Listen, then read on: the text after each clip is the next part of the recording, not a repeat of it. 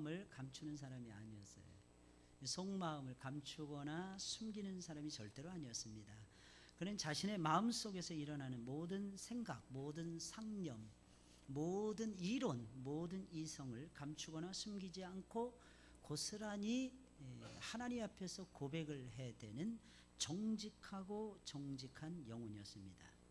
하나님은 우리가 정직하게 고백을 하고 정직하게 말하는 것을 기뻐하십니다. 설령 우리가 정직하게 말함으로 인해서 손해를 본다 할지라도 우리가 그 속에서도 정직하게 말하는 것을 기대하십니다. 이게 하나님의 마음입니다. 왜 그런 것입니까? 하나님 자신이 정직하게 말씀하시고 정직하게 역사하시는 분이시기 때문입니다. 그러니까 하나님의 속성 자체가 정직성이에요. 정직성. 우리 하나님은 정직하신 분이십니다. 사랑하는 여러분들, 믿으시길 예수님의 이름으로 축원을 드립니다. 그래서 시인은 정직하게 자신의 속마음으로 하나님을 만났습니다. 정직하신 하나님을 만나고 보니까 마음이 정직해질 수밖에 없었던 것입니다. 감출 수가 없었어요. 왜? 하나님 앞에서였으니까. 숨길 수가 없었습니다. 이유가 무엇이겠습니까? 하나님 앞에서였기 때문입니다. 그래서 속마음을 감추거나 숨기지 아니하고 몽땅 다 털어놓고 있는 것입니다. 시인은 악인이 형통함으로 거의 미칠 지경이었습니다. 악인이 안 되고 의인이 잘 되어야 정상이 아니겠습니까? 근데 오늘 보니까 악인은 무조건 잘 되는 거예요. 악인은 거의 형통의 대명사였다고 하는 사실입니다. 근데 여기서 보니까 그런 사람들이 악인이라는 거예요. 계속 잘 되는 사람들이 악인들이라는 거예요. 좀 이해가 좀 안 가죠? 이해가 잘 안 가실 것입니다. 모든 일이 다 잘 되는 자가 악인이라는 거예요. 이걸 기억하셔야 됩니다. 여러분들 오늘 말씀을 통해서 제발 깨달으셔야 돼요. 무조건 승승장구하고 유치원 때도 1등, 유초등부 때도 1등, 중고등부 때도 1등, 대학 가서도 1등, 무조건 그렇다고 해서 직장도 잘 들어가, 그렇다고 해서 무조건 의인이 되는 것은 아니다 하는 것을 오늘 성경은 우리에게 가르쳐 주고 있습니다. 오히려 반대. 아브라함의 삶이 훨씬 더 롯의 삶보다도 고난이 많았어요. 여러분, 아브라함의 삶이 롯보다 훨씬 더 힘들었습니다. 여러분, 이삭의 삶을 보세요. 이스마엘의 삶보다도 훨씬 더 고난이 많았습니다. 태어나자마자 이스마엘에 의해서 괴롭힘을 계속해서 당합니다. 이게 이삭의 운명이었어요. 좀 살만하니까 아버지가 모리아 산상에 데려가서 홀라당 제단에 바쳐요. 이게 인생, 이런 인생 여러분 겪어보신 적 있습니까? 나이 40에 겨우 여자 만나서 결혼했어요. 20년 동안 아이가 없는 거예요. 죽자 살자 하나님 앞에 매달려서. 아브라함은 기도했다는 내용이 없습니다. 그러나 이삭은 자식을 위해서 기도합니다. 20년 만에 아들 두 놈을 허락해 주는데 두 놈이 뱃속에서부터 싸우고 나오는 거예요. 여러분 생각을 해보세요. 끔찍하지 않습니까? 서로 형이라면서 싸우는 거예요. 그러니까 에서와 야곱이 탄생했는데 하나는 꼭 짐승같이 생겼고 하나는 꼭 여자같이 생긴 거예요. 두 아들이 다 이상망측하게 요상망측하게 생겼다는 것입니다. 이게 이삭의 생애였어요. 여러분, 야곱은 어떻습니까? 77세에 형에게 쫓겨서, 아브라함은 75세에 부름받는데 77세에 형에게 쫓겨서 밧단 아람 외삼촌의 집으로 물러갑니다. 도망치는 거예요. 목숨 건지기 위해서 20년 동안 종살이 했습니다. 그것도 당당하게 나오지 못하고 거의 야반 도주하다시피 밧단 아람을 떠나옵니다. 돌아오는 길에 에서를 만납니다. 자기가 지금까지 거두었던 모든 것 중에서 적어도 4분의 1, 적어도 3분의 1은 에서의 손아귀에 바칠 수밖에 없었습니다. 이게 야곱의 운명이었습니다. 그때가 돌아올 때가 97세의 나이였습니다.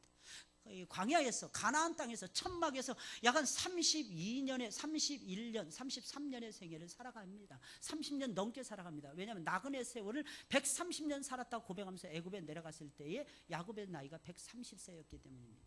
상상을 해보세요, 여러분들. 게다가 어려서, 젊어서 사랑하는 아내를 제일 먼저 잃습니다. 게다가 요셉 18살, 17살 먹은 아들을 잃어버립니다. 짐승에 찢겨서 죽었다는 소식이었어요. 그 소식을 안고 33년을 살아갑니다. 이게 야곱의 생애였어요. 그래서 아들이 살아있다는 소식을 듣고 맨발로 거의 뛰어가다시피 해가지고 애굽에 당도를 합니다.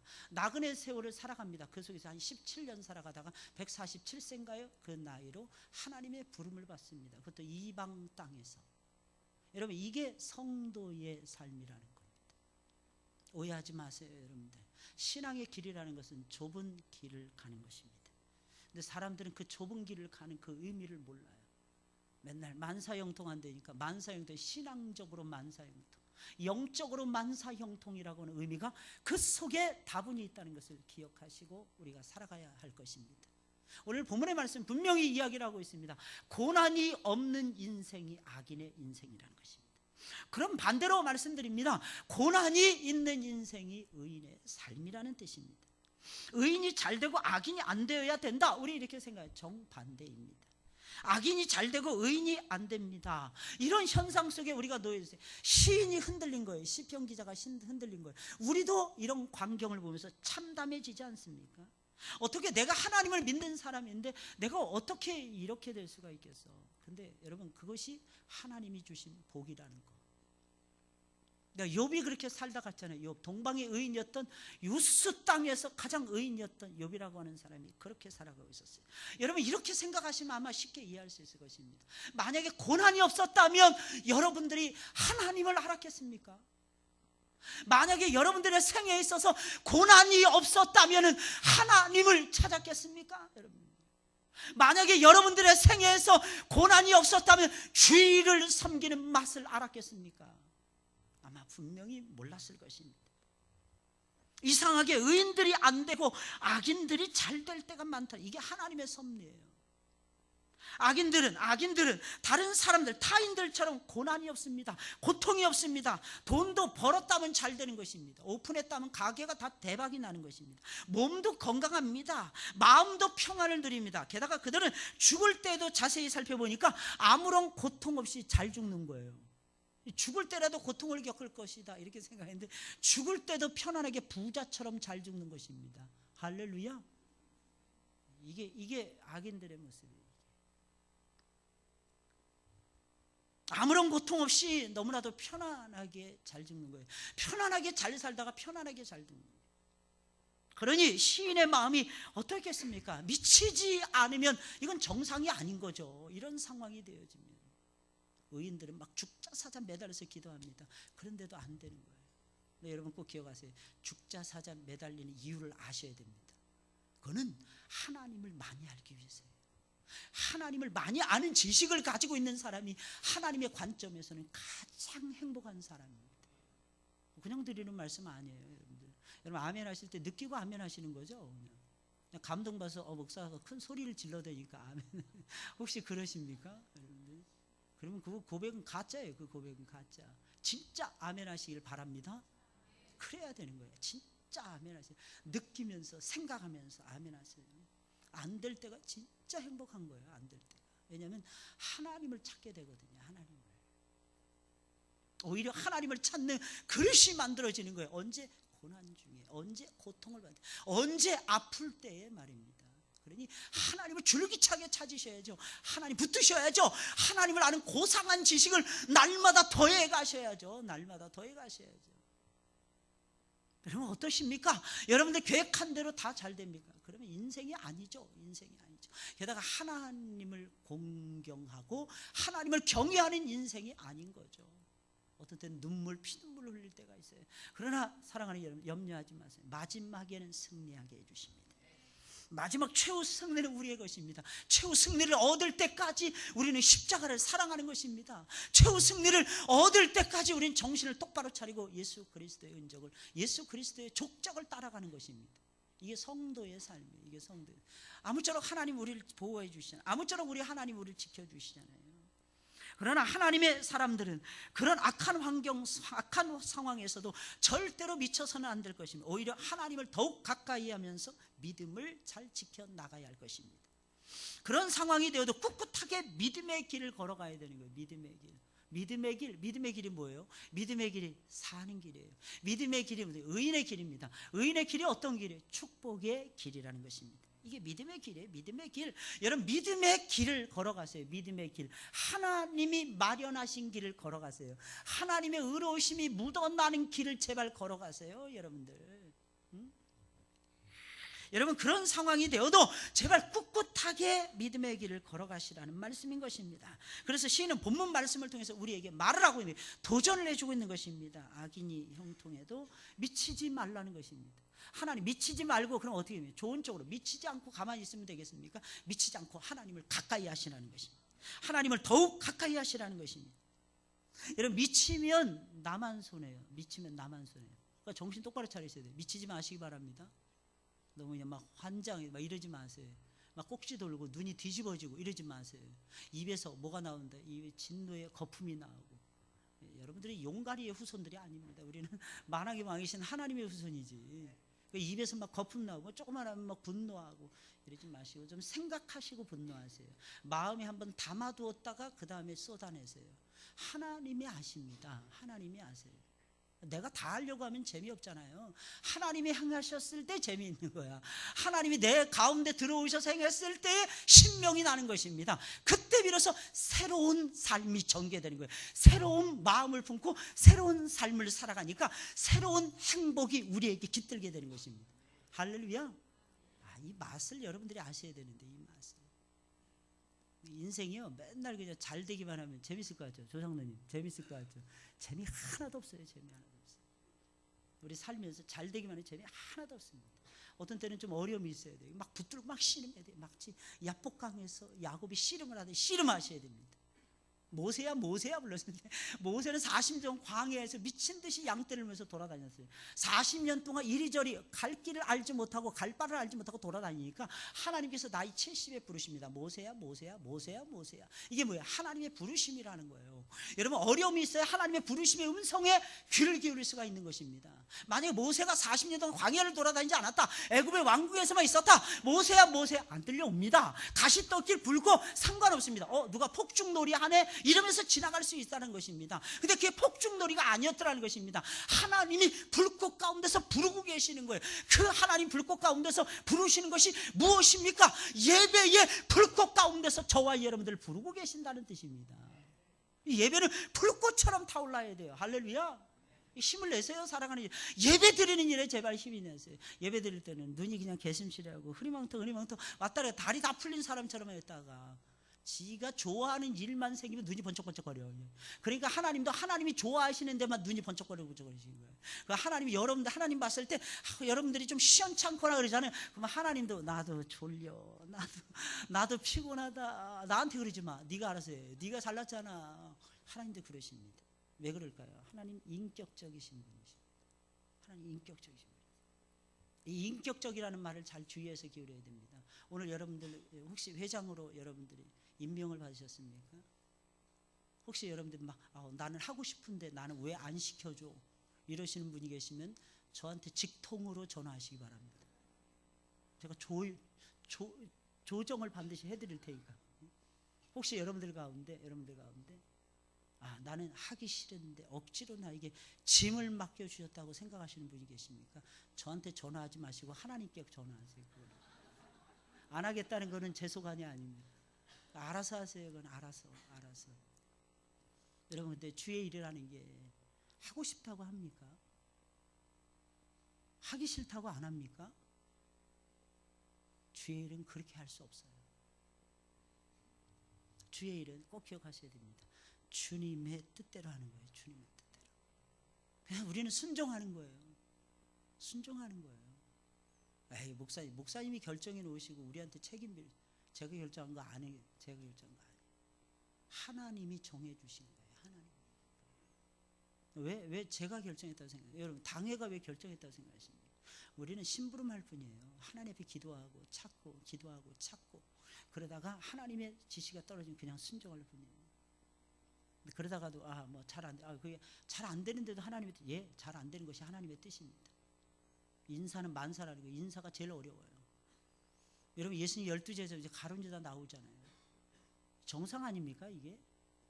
사도 바울이 처음에 복음을 전할 때 그와 함께했던 모든 전도인들이 있었어요. 이들을 가리켜 속사도라고 부릅니다. 이들 가운데 다 성공했습니까? 다 바울의 제자가 됐습니까? 디모데후서 4장을 읽어보세요. 나와 처음 복음을 변명할 때 나와 함께하던 모든 자들이 다 떠나갔다고 얘기합니다. 모든 자들이. 이게 역사예요. 제발 여러분들이 교만해지지 마시고 겸손해지시고 감사하시는 마음으로 주의 일에 진력하시길 바랍니다. 그랬을 때 여러분들이 역사의 한 모퉁이를 담당하는 거예요. 우리 하늘문교회 역사, 교회사는 지금도 계속해서 쓰여지고 있잖아요. 이 교회사의 역사 가운데 한 모퉁이를 여러분들이 담당하시는 것이고, 그로 인해서 여러분들이 축복의 근거를 만들어 가시는 것이고, 자손만대 길이길이 남을 하나님의 족적을 만들어가는 것입니다. 이게 삶이 아닐까요? 이게 삶이 아닐까요? 재밌지 않나요? 저는 너무너무 재밌어요. 이렇게 살아간다는 것이 너무너무 재밌습니다. 신납니다. 목사님 힘들잖아요. 예, 힘들어요. 그러나 신납니다. 왜? 하나님의 역사가 기대가 되니까. 하나님의 역사하시니까, 하나님 일하시니까, 하나님 놓으시지 않으시니까, 하나님 모든 영혼들을 붙들고 계신다는 것을 알고 있으니까 말입니다. 안 될 것 같죠? 되게 하십니다. 잘 안 될 것 같죠? 하나님이 잘 되도록 역사해 주십니다. 근데 언제냐? 그게 마지막이라는 거예요. 진행 과정 속에서는 안 될 수도 있다는 것입니다. 중간 평가하지 마세요, 여러분들. 그냥 끝까지 가보는 것입니다. 누구를 의지하고, 여호와를 의지하고, 주를 의지하고 적군을 한번 달려보는 것입니다. 한복판을, 담을 뛰어넘어 보는 것입니다. 그 다음에 결과는 하나님이 주신다는 것입니다. 미치지 마세요. 미치면 나만 손해라는 것입니다. 오히려 이런 기회에 하나님을 더 가까이 하시고, 하나님을 더 많이 알아가시고, 하나님의 뜻에 더 많이 순종하시고 복종하시기를 바랍니다. 그럼 악인이 형통해도 왜 미치지 말아야 되는 것입니까? 세 가지 이유를 오늘 본문이 말씀해 주고 있습니다. 첫째로, 악인은 언젠가는 분명히 망하기 때문입니다. 악인은 분명히 망하더라는 것입니다. 오늘 본문 6절 9절에 있는 말씀, 우리 다 같이 읽어볼까요? 시작. 그러므로 교만이 저희 목걸이요 강포가 저희의 입는 옷이며 저희 소득은 마음의 소원보다 진하며 저희는 능욕하며 악하게 압제하여 말하며 거만히 말하며 저희 입은 하늘에 두고 저희 혀는 땅에 두루 다니도다. 재미난 건 진짜 입은 하늘에 있다는 거예요. 혀는 땅. 이게 무슨 얘기예요? 제일 높은 곳에 입이 있는 거예요. 제일 높은 곳에 입이 있는 거예요. 그리고 세상 온 곳에 입이 다 간섭하고 돌아다니는 것입니다. 할렐루야. 요런 입 가지면 진짜 괜찮겠죠? 온 세상을 쥐락펴락하는 거예요. 뭘로? 입술로, 입으로. 멋있을 것 같죠? 이런 사람들을 옛날에는 대왕이라고 불렀고, 장수라고, 대장수라고, 대장군이라고 불렀습니다. 근데 여러분들 어떻습니까? 이런 일들을 하는 사람들을 대상이라, 큰 상인이라고 불렀습니다. 계시록의 말씀 읽어보세요. 예수님께서 가장 먼저 심판하시는 존재가 대왕들이고 장수들이고 그 다음에 대상인들이라는 사실. 우리는 총수, 재벌 총수 부럽다. 재벌 총수 부러워하지 마세요, 여러분. 물론 재벌의 총수 가운데서도 괜찮은 사람들 분명히 있습니다. 그러나 오해하지 마세요. 대부분은 남의 것을 탈취하는 것입니다. 남이 먹을 것을 남에게 안 준 것입니다. 그래서 자기의 부귀 영화를 쌓는 것입니다. 그러니 사랑하는 여러분, 하나님 기뻐하시겠습니까? 안 기뻐하십니다. 여러분, 이 말씀이 전체적으로 무슨 말이겠습니까? 악인들의 특징은 교만하다는 것입니다. 악인들의 특징 엄청나게 교만하다는 거예요. 근데 여러분 아십니까? 교만하면 무조건 망해요. 그래서 성경은 교만이 패망의 선봉이라고 말하고 있는 것입니다. 왜 교만하면 무조건 망하는 것입니까? 교만하면 하나님이 싫어하시고 하나님이 물리쳐버리시기 때문입니다. 하나님 물리쳐버리세요. 처음에 그냥 놔두십니다. 때가 되면 회개 안 합니다. 때가 되면 회개 안 합니다. 때가 되면 변화되겠지, 변화되지 않습니다. 그때는 하나님께서 놀라지 마세요. 하나님께서 회초리를 들어서 반드시 징치해 가십니다. 뭘 징치하냐? 교만함을 징치해 가는 것입니다. 그런데 악인들을 보세요. 교만으로 똘똘 뭉쳐있지 않습니까? 이 악인들은 교만과 강포의 옷을 입고 살지 않습니까? 그러니 악인들이 망할 수밖에 없는 것이 아니겠습니까? 교만으로 전신이 덮여 있는데 어찌 망하지 않을 수가 있겠습니까? 어느 한 구석이라도 겸손해야죠. 모든 것이 다 잘 되니까 악인들은 끝없이 교만해질 수밖에 없더라는 것입니다. 악인들이 망하지 않는다면 오히려 그것이 이상한 일이 될 것입니다. 악인들은 참 이상합니다. 자신의 힘으로 잘 된 것도 아니었습니다.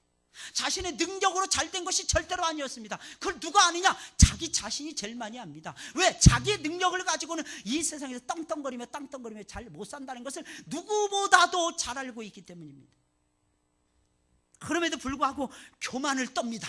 마치 자신의 힘으로, 자신의 지혜로, 자신의 능력으로 모든 것을 다 해낸 것처럼 교만을 떱니다. 하늘 높은 줄 모르고 교만을 부립니다. 그러다가 망하는 것입니다. 조금 잘 된다고 교만을 떨다가 순식간에 한순간에 망하는 것입니다. 그래서 하나님이 악인들에게 형통을 허락하시는 것입니다. 형통하면 자동적으로 교만해지고, 교만해지면 하나님께서 자신 있게 당당하게 그들을 처벌할 수가 있잖아요. 그래서 하나님께서 그들을 점점 잘되게 하시는 것입니다. 왜? 교만 속에 올려놓았다가 하나님께서 패망시켜 버리고 싶어서. 이게 하나님의 뜻이라는 것입니다. 악인의 마음이 겸손해지면 심판할 수 있는 근거 자체가 없어져 버리잖아요. 여러분 보세요. 니느웨 심판 보세요. 요나가 외치잖아요. 그들이 교만해서 보세요. 그들이 회개하지 않아 보세요. 만약에 그랬다면 여러분 생각해 보세요. 하나님은요 일거에 니느웨를 쳐버렸을 것입니다. 그런데 참 대단합니다.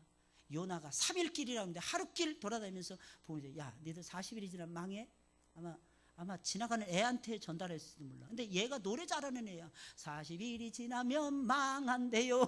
이러고 돌아다닌 거야 애가 야 40일이 지나면 우리 망한대요. 이게 왕의 귀에까지 들어간 거예요. 그러니까 좌우를 분별하지 못하는데 12만 명이나 된다는 거죠. 그러니까 왕이 어떻게 합니까? 모든 만조 백관에서 이르기까지, 그리고 모든 짐승 가축에 이르기까지 전부 다 굵은 삼배 옷을 입고 회개하자. 그리고 회개하는 것입니다. 그러니까 하나님은 어떻게 뜻을 돌이키시는 거예요? 지금도 하나님은 회개만 하면 뜻을 돌이키십니다. 어려우십니까? 회개하세요. 안 되십니까? 회개하세요. 악인들이 회개해도 하나님이 들어주시는데, 의인이 여러분들이 회개하시는데 하나님이 얼마나 잘 들어주시겠습니까? 좀 능력이 부족하십니까? 어려우십니까? 회개하시고 하나님의 손을 붙잡으세요. 하나님의 손 아니죠. 하나님의 손은 여러분들을 이미 붙들고 계십니다. 그러니까 그 손만 여러분들이 잡는 신용만 하세요. 신용만 하시라고. 뭐 이렇게 붙들라는 게 아니에요. 꽉 붙들라는 게 아닙니다.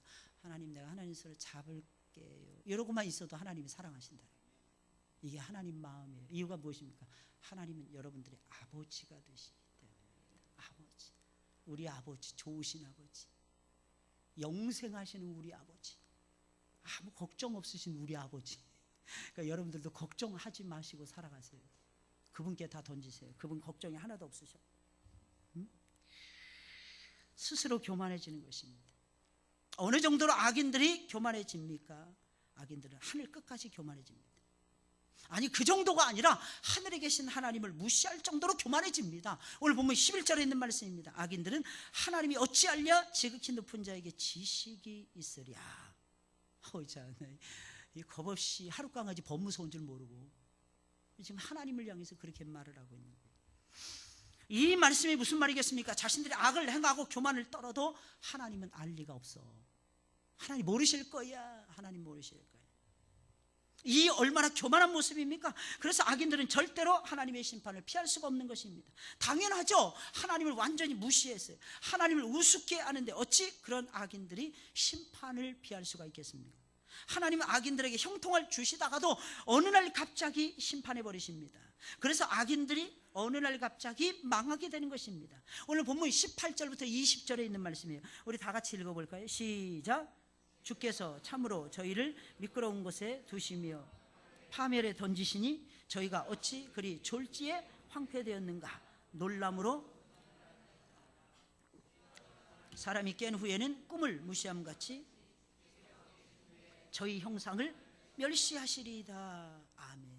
꿈꾸고 있었던 거예요. 악인들이 우린 너무 잘돼. 우리는 애들도 잘돼. 우리는 아무런 염려가 없어. 난 아무런 걱정이 없어. 난 이미 묘자리까지 다 받았어. 내 초상치를 준비까지 완벽하게 나는 다 끝내냈어. 나는 편안하게 죽을 거야. 사랑하는 여러분들, 이러고 있을 때 졸지에 하나님께서 꿈에서 깨어나듯이 망하도록 하나님이 하신다는 거지. 야, 하나님 작품 진짜 놀라워요. 한참 동안을 복을 주시며 형통하게 하시다가도 어느 날 갑자기 하나님 심판하십니다. 하나님 가만히 계시는 것 같죠? 지금도 이 세상을 운행하고 계세요. 지금도 이 세상을 돌리고 계십니다. 보여지십니까? 365일 6시간 30 몇 분인가 계속 1년 공전, 지구를 공전시킵니다. 지구를 공전. 그리고 달이 또한 한 달 주기로 해가지고 30일 주기로 해가지고 지구를 또 공전할 수 있도록 하나님이 또 해주십니다. 그리고 지구는요 또 자전합니다. 시속 1600km로 자전한답니다. 시속 1600. 어지러우시죠? 저 어지러워 죽겠어요. 살다 보니까 하나님 왜 자꾸 돌리시는지 모르겠어요. 제가 놀라지 마세요. 이 태양계도 가만히 항성인 것 같죠? 은하계를 향해서 지금도 돌고 있습니다. 질주하고 있습니다. 그 은하계도 움직이고 있어요. 달도 별들도 전부 다 움직이고 우주 전체가 지금 운행되고 있습니다. 이유가 무엇입니까? 하나님이 움직이시는 분이십니다. 미안합니다. 저는 과학을 잘 모르는데 제가 아는 과학이 그 정도 수준이에요. 그래서 간혹가다 이런 표현을 할 때마다 저는 너무너무 감사해요. 여러분, 하나님은 그렇게 역사하시는 거예요. 낮은 낮에게 말하고 밤은 밤에게 지식을 정하는 거예요. 야, 이게 얼마나 대단한 표현입니까? 이게 3000년 전에 다윗이 한 고백이에요. 우와, 미친 다윗. 내가 아무래도 정신 나간 다윗. 그걸 다 어떻게 깨달았을까? 욥기도 마찬가지. 지금으로서 4200년 전의 사람이에요. 아브라함 시대, 족장 시대의 사람이에요. 하나님께서 지구를, 땅을, 어스라리, 어스, 땅, 영어로 어스라리입니다. 이 어스를 공중에 매달아 놓으셨다 그랬어요. 우와, 참, 공중에 매달아 놓은 거예요. 지구를 공중에 매달아 놓은 거예요. 갈릴레오 갈릴레이라든지 뭐 이런 사람들이 뭐 코페르니쿠스라든지 뭐 지동설을 주장했다 그랬는데, 아니야, 욥이 먼저 주장했어. 욥이 먼저 주장했어. 다만 욥은 과학적으로 설명을 못했을 뿐이야. 왜? 지식이 딸려서. 성도들은 간혹가다 무식해질 수 있어. 할렐루야. 근데 염려하지 마세요. 알고 우리는 살아가잖아요. 알고 살아가는 거예요. 이게 얼마나 놀랍습니까? 그래서 우리는 잘 되더라도 마음을 놓지 말고 오히려 불안해하며, 잘 될 때 불안해하며 겸손해져야 하는 것입니다. 그러면 형통함이 오래 지속될 수가 있을 것입니다. 그런데 악인들은 절대로 안 그러거든요. 조금이라도 잘 되면 그냥 기고만장하거든요. 목에 힘을 꽉 주고 어깨에 힘이 꽉 들어가거든요. 완전히 교만해지겠다는 거죠. 그러니 망할 수밖에요. 그래서 악인들은 형통한 후에는 어김없이 교만하게 되어서 마침내는 망하게 되는 것입니다.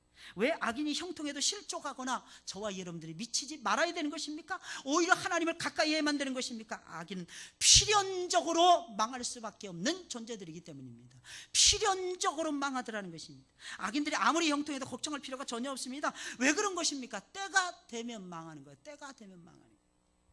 갑자기 망합니다. 왜? 교만하기 때문에. 그러니 무엇 때문에 악인들이 잘 되는 것으로 인해서 우리가 미치겠습니까? 제발 그러지 마세요. 둘째로, 악인이 형통하더라도 하나님은 만날 수가 있기 때문입니다. 하나님을 만나는 길은 열려져 있는 거예요.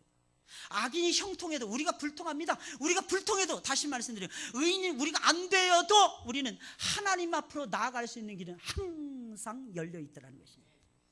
오늘 본문 13절 17절에 있는 말씀입니다. 우리 다 같이 읽어볼까요? 시작. 내가 내 마음을 정의하며 내 손을 씻어 무죄하다 한 것이 실로 헛되도다. 나는 종일 재앙을 당하며 아침마다 징책을 보았도다. 내가 만일 스스로 이르기를 내가 이렇게 말하리라 하였다면 주의 아들들의 시대를 대하여 괴유를 행하였으리이다. 내가 어쩌면 이를 알까 하여 생각한즉 내게 심히 곤란하더니 하나님의 성소에 들어갈 때에야 저희 결국을 내가 깨달았나이다. 이 무슨 말이겠어요, 여러분들? 무슨 말이? 의인이 안 되고 악인이 잘 되는 이 요상스러운 상황 속에서 내가 도저히 이해가 안 가더라는 것입니다. 그런데 내가 그것을 이해할 때가 있었다는 거예요. 언제? 하나님의 성전에 들어가서, 하나님의 성소에 들어가서 예배 드릴 때, 예배 드릴 때 비로소 깨달아요. 여러분, 머리 싸매고 머리 성경 읽다가 잘 이해가 안 갑니다. 머리 아무리 쥐어 뜯어도 머리털을 다 뽑아도 이해 못합니다. 근데 참 이상한 건, 하나님 나를 불쌍히 여겨주세요. 오늘도 예배 드리며 천부여 의지 없어서 주님 앞에 손들고 나옵니다. 손 한번 딱 드는 순간에 깨달아져. 안 깨달아 보셨나 보네. 놀라지 않는, 손을 딱 한번 드는 순간에 깨달아지는 거예요. 천부여 의지 없어서 손들고 옵니다. 그럼 깨달아지는 거예요. 할렐루야. 눈에서 눈물이 막, 영으로 막 깨달아. 어떤 때는 영으로, 머리가 나빠가지고 돌탱이라서 깨달을 못했는데 영으로 깨달아. 하나님이 영으로 막 작용을 하시는 거예요. 그래서 막 울부짖어서 기도할 수 있도록 하나님이 해주시는 겁니다. 할렐루야. 악인이 형통하고 의인이 고난을 당해도 하나님을 만날 수 있는 길은 항상 열려 있습니다. 아무리 악인들이 득세를 한다 할지라도 하나님을 만날 수 있는 길은 항상 열려 있는 것입니다. 이것이 중요한 거예요. 이것이, 시인은 마음을 정하게 하고 손을 깨끗이 하면 복을 받을 것이다 라고 생각했어요. 거룩하면 복을 받을 것이다. 그런데 아무리 시인이 마음을 정결하게 해도, 손을 깨끗이 해도 복을 받기는커녕 날마다 재앙만 더하는 것입니다. 날마다 하나님의 징벌, 하나님의 징계만 당하는 것이었습니다. 반대로 악인들은 마음이 더러웠어요. 손이 더러웠습니다. 항상 부정했습니다. 청결하지 못했습니다. 하나님 앞에 죄인이었습니다. 그런데 모든 일이 다 잘 되는 것이었습니다. 바로 그런 상황 속에서 시인은 하나님의 성소를 잊지 않고 찾았던 것입니다. 하나님의 은혜로 왜 그런 일이 일어나게 되었는지를 하나님의 성소에서 예배 중에 깨달았던 것입니다. 아무리 의인이 안 되고 악인이 잘 되더라도 하나님을 만날 수 있는 길은 항상 열려 있는 것입니다. 하나님의 가장 소중한 뜻은 이 세상에 있는 것을 나에게 주는 것이 아니라 이 세상을 움직이는 것을 나에게 주기를 하나님께서 원하시더라는 것입니다. 그게 뭐예요? 하나님이 살아계시다, 하나님이 역사하신다, 하나님을 믿고 살자는 것입니다. 그분의 보이지 않는 손에 의해서 보이는 세상이 작동한다는 것을 하나님이 깨우쳐 주시기 위해서라는 것입니다. 그래서 눈물을 흘리면서 고난을 받으면서 기도를 하잖아요. 그러면 이 세상이 돌아가는 장관이 엿보이게 되는 것입니다. 어떻게 움직여지는지 보여지는 거예요. 그걸 하나님의 성소에 들어가니까 최고의 임금님이신 하나님을 만나니까 깨닫게 되는 거예요. 그 하나님을 가까이 하라고, 그 하나님을 제발 가까이 하라고, 그 하나님과 함께 살아가라고, 그 하나님과 동행하는 것이 믿음이라는 것을 가르쳐주기 위해서 하나님께서는 우리에게 고난의 쓴 잔을 마시게 하신 것입니다. 그 십자가의 그 피 묻은 손으로 우리의 영혼을 붙들어 주시는 것입니다. 이 힘을 아십니까? 이 즐거움을 아십니까? 이 하나님이 우리에게 주시는 이 기쁨을 여러분들 아십니까? 신앙이라는 것, 이걸 맛보는 것입니다. 느끼는 것입니다. 아무리 의인이 안 되고 악인이 잘 되더라도 하나님을 만날 수 있는 길은 항상 열려 있는 것입니다. 그래서 시인은 하나님을 만나기 위해서 하나님의 성소를 찾았던 것입니다. 그러니 우리는 의인이 안 되고 악인이 잘 되더라도 제발 여러분들 기죽지 마세요. 제발 낙심하지 마세요. 제발 절망하지 마세요. 절망은 우리의 특권이 아닌 것입니다. 우리는 그 속에서도 벌떡 일어나셔야 되는 것입니다. 이유가 무엇입니까? 하나님이 살아 계시잖아요. 하나님이 그분이 일하고 계시잖아요. 괜히 코가 석자나 빠진 인생처럼 하지 마세요. 여러분들. 하나님 역전시키잖아요. 하나님, 여러분들이 가지고 있는 달란트, 여러분들이 가지고 있는 재능, 여러분들이 가지고 있는 능력, 여러분들이 가지고 있는 지혜, 여러분들이 얼마나 깨닫고 있습니까? 얼마나 알고 있어요? 제가 보기엔 이 머리만 해도요, 내 용량의 10분의 1도 못 쓰고 간대잖아요. 10분의 1도 못 쓰고. 하나님은 그 잠재력을 끌어내십니다. 무궁무진하십니다. 무궁무진하신, 영원하시는, 영생하시는 나의 주, 나의 하나님이십니다. 그분을 깨달으셔야 돼요. 오늘 성경을 통해서 시인은 그걸 우리에게 보여주고 있는 거예요. 하늘이 두 쪽이 나도, 땅이 갈라지고 우리가 설 수 있는 땅이 없어 보인다 할지라도 하늘 가는 밝은 길은 열려 있습니다. 하늘 가는 밝은 길은 항상 열려 있어요. 기억나지 않습니까? 타이타닉호에서 마지막에 탔던, 사실은 주인공이요, 그 바이올리니스트, 그 주인공이죠. 지금도 생각해, 내 주를 가까이 하게 하무 십자가 침 같은 고생이나 내 일생 소원은 늘 찬송하면서 주께도 나가기 원합니다. 사람들은 살겠다고 막 아우성을 칩니다. 그분은 그 실화랍니다. 그 뱃삭스를 자기가 샀대요. 그 타이타닉호에 타고 가는 그 사람들 구원하기 위해서. 다 끝냈다 싶어가지고 흩어집니다. 아, 천국에서 봅시다, 천국에서 봅시다, 헤어집니다. 갔다가 전부 다 주섬주섬 또 모여야 됩니다. 또 연주하는 거예요. 내 주를 가까이 하게. 사람들이 죽어가는 그 속에서 그 복음의 소식을 듣고 내 주 되신 예수 그리스도를 발견하라고, 내 주 되신 예수 그리스도를 향해서 다시 나오라고, 이 영생을 얻으라고. 어차피 이 세상 지나가는 세상 아닙니까? 물에 빠져 죽든지 자연사 하든지 어떤 모습으로 우리가 가든지 간에 이 세상은 영원한 세상이 분명히 아닙니다. 꼭 기억하세요. 이 세상에서 하나님을 만나셔야 됩니다. 여러분, 구원은 절대로 멀리 있지 않습니다. 구원은 가까이 있어요. 내 주를 가까이 하게, 가까이 있다. 내 주를 가까이 하소서. 내 주를 가까이 계시다는 거예요. 손만 뻗치면 닿을 수 있는 곳에 우리 주님이 우리를 쳐다보고 계십니다. 그분이 손 내밀고 계십니다. 그 손 내미는 예수님의 손을 잡으세요. 그 손을 잡고 천국에 이르기까지 예수 그리스도, 예수 구원하심을 외치시면서, 예수 주시는 그 축복을 누리시면서, 예수 사랑을 누리시면서, 예수 은혜를 누리시면서 이 한 세상을 힘있게 살아가시는 여러분들이 되시길 주님의 이름으로 부탁을 드립니다. 왜 악인이 형통해도 하나님을 멀리하지 말고 가까이 해야 되는 것입니까? 미치지 말아야 되는 이유가 무엇입니까? 아주 간단해요. 아무리 악인이 형통해도 우리는 하나님을 만날 수 있는 다른 길을 알고 있기 때문이라고 하는 사실입니다. 그분은 우리가 안 돼도 여전히 사랑하십니다. 우리가 잘 돼도 그분은 우리를 사랑하십니다. 우리를 여전히 귀하게 보십니다. 여전히 나를 소중하게 여기십니다. 세상 사람들은 나를 소중하게 여기지 않아도, 여러분 생각해보세요. 나서를 누가 소중히 여기겠습니까? 예수님은 소중하게 여기셨어요. 누가 거지 나사로를 소중하게 여겼겠습니까? 누가 요셉을 소중하게 여겼겠습니까? 누가 자기 본토 친척 아비집을 다 잃어버린 아브라함을 소중하게 여겼겠습니까? 누가 다니엘과 세 친구를 몽땅 다 잃어버린 유다의 몰락한 왕족, 유다의 몰락한 귀족들을 누가 거들떠 보기나 있겠습니까? 하나님은 귀하게 보시는 거예요. 하나님은 소중하게 여기시더라고 하는 사실.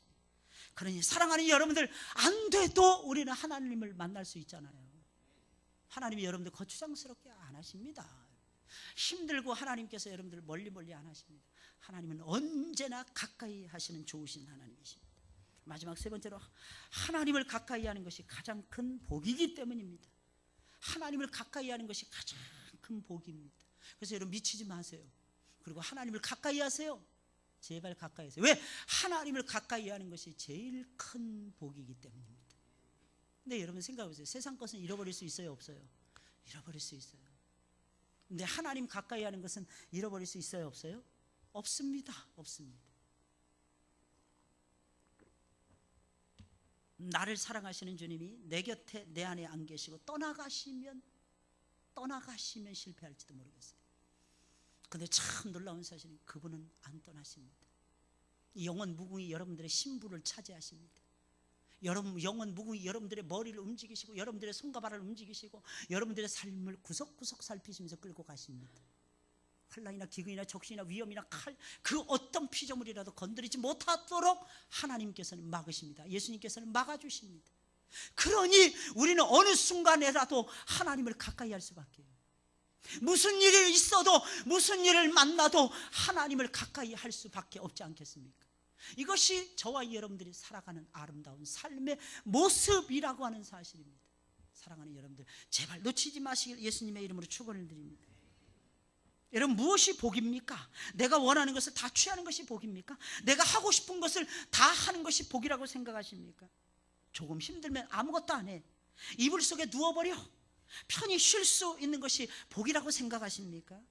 에휴, 나는 왜 이렇게 팔자도 사나워서 힘들어도 나는 쉬지도 못하고, 이불 속에 눕지도 못하는, 아파도 눕지도 못하는, 왜 이런 인생을 살아가는, 그게 복받은 인생이라는, 그게 복받은 인생. 사람들은 그렇게 생각할지 몰라도 성경은 절대로 그런 식으로 말하고 있지 않습니다. 어떤 형편에 있든지 항상 하나님을 가까이 할 수만 있다면, 하나님과 교제할 수만 있다면, 성경은 말하기를 그것이 가장 큰 복이라고 우리에게 역사하고 있는 것입니다. 그럼 하나님을 가까이 하는 것이 복이 되는, 왜 하나님을 가까이 하는 것이 복이 되는 것입니까? 첫째, 하나님을 가까이 하면 하나님이 나와 함께 하십니다. 나도 하나님과 함께 하는 것을 좋아합니다. 하나님이 나와 함께 하실 뿐만 아니라, 하나님을 가까이 하는 것이 복이 되는 이유가, 하나님을 가까이 하게 되면 하나님이 나와 함께 하시고 나도 하나님과 함께 하는 것을 좋아합니다. 두 번째, 하나님을 가까이 하잖아요. 하나님이 내 오른손을 잡아주십니다. 나를 붙들어 주십니다. 나를 주님의 교훈으로 인도하십니다. 나를 주의 영광으로 영접하시고 나를 항상 보호하시고 지켜주십니다. 세 번째로, 그리고 하나님을 가까이 하면 하나님이 우리의 영원한 기업이 되어주십니다. 그리고 우리로 하여금 하나님이 우리의 영원한 기업이 되어주시면서 동시에 우리는 하나님을 영원토록 기뻐하게 됩니다. 그래서 시인은 말을 하고 있는 것입니다. 25절 26절입니다. 우리 다 같이 읽어볼까요? 시작. 하늘에서는 주 외에 누가 내게 있으리요, 땅에서는 주밖에 나의 사모할 자 없나이다. 내 육체와 마음은 쇠잔하나 하나님은 내 마음의 반석이시요 영원한 분길이시라. 그랬어요. 하늘에서는 주 외에 내게 있으리요. 무슨 뜻이에요? 누가 내게 있으리요? 주밖에 내 곁에 아무도 없다는 뜻입니다. 주 외에는 아무런 복이 내게 없다, 이런 뜻입니다. 여러분, 하나님을 가까이 하잖아요. 온갖 축복을 누리게 될 것입니다. 여러분, 악인들이 형통하더라도 제발 사랑하는 여러분들, 하나님을 멀리하지 마시고 하나님 가까이 하세요. 제발 미치지 마세요. 꼭지 돌지 마세요. 내 이것 때문에 질투납니다, 내 이것 때문에 힘듭니다, 이러지 마세요. 악인의 형통함을 질투하거나 부러워하지 마세요. 여기 나오는 시인은 악인의 형통함으로 시험에 빠져 거의 죽을 뻔했습니다. 그래서 그는 처음에는 악인의 형통함이 부럽다, 이런 식으로 고백을 했던 것입니다. 그러나 나중에는 달라졌어요. 악인이 형통해도 하나님을 멀리하지 않고 오히려 가까이 했습니다. 그러면서 미치지 않았어요. 악인이 형통해도 하나님을 미치지 말고 하나님을 가까이 하라라고 외쳤던 것입니다. 왜 그런 것입니까? 간단해요. 의인은 분명히 망하기 때문입니다. 의인은 망해요. 아니, 악인은 망하기 때문입니다. 할렐루야. 악인은 항상 망하는 것입니다. 여러분들 얼굴 쳐다보니까 까먹었어. 까먹었어. 고요해. 갑자기 고요해져. 아무리 악인이 형통해도 하나님을 만날 수 있는 길은 항상 열려 있어요. 하나님, 그 하나님, 나를 사랑하시는 그 하나님, 저 높은 곳을 향해서 나아가세요. 늘 저 높은 곳을 향해서 나아가세요. 무엇보다도 하나님을 가까이 하는 것이 가장 큰 복이기 때문입니다. 하나님 가까이 하세요. 가장 큰 복을 받은 것입니다. 그러니 어찌 저와 여러분들이 악인이 형통한다고 해서 저와 여러분 미치겠습니까? 예? 뭐하러 미칩니까? 하나님이 계신데. 할렐루야. 예, 여러분들은 진정한 형통함을 누리시기 바랍니다. 그 진정한 형통함은 하나님을 가까이 하는 거예요. 우리 찬송을